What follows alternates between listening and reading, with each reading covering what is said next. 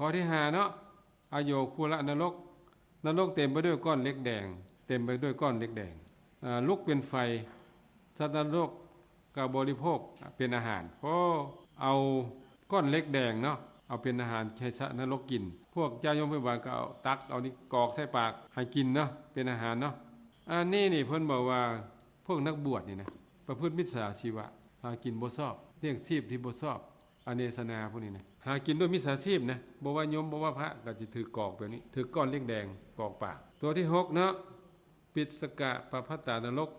นรกที่มีภูเขาใหญ่ตั้งอยู่4ทิศเป็นภูเขาที่เคลื่อนที่ได้กิ้งบทสัตว์นรกให้ตายแล้วกลับมาชีวิตใหม่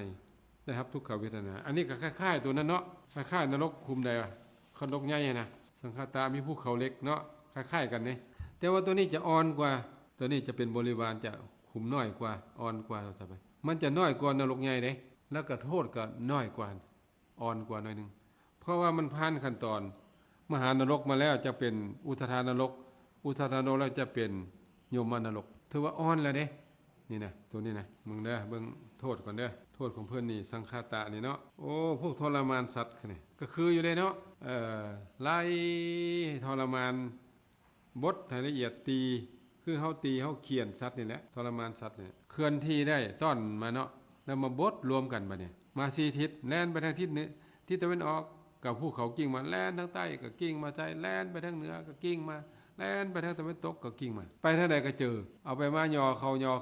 ก็เลยบดรวมกันซะบดถึกบดรวมกันเลยละเอียดเนาะเพราะกันเครื่องบดทูมะทูสะนรกสัตว์เกิดในนรกขุมนี่หิวก็หายหิวก็หายน้ำยิ่งมีความหิวก็หายน้ำนรกหิวน้ำมาไปโอ้นรกหิวน้ำอันนี้นี่พวกกินบ่ทานนะพวกนี้นะกินอยู่แต่บ่ทานเนาะกินอยู่บ่ทานเนี่ยพวกขี้ที่น้ำขี้ที่เขาเนี่ยเอาเลยได้เท่านั้นขี้ที่พวกขี้ที่พวกแบบนี้นะบ่เคยให้น้ำแก่ไผ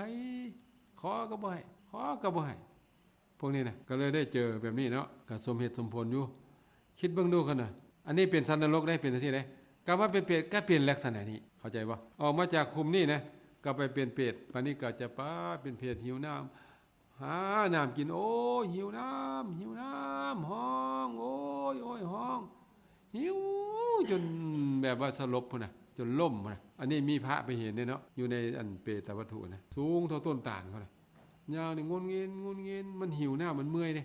แล้วก็โอ้ยหิวน้ำนั่นแล้วก็ล้มตึ้งลงไปลุกขึ้นมาก็จะลุกได้เนาะโอ้ยหิวน้ำไป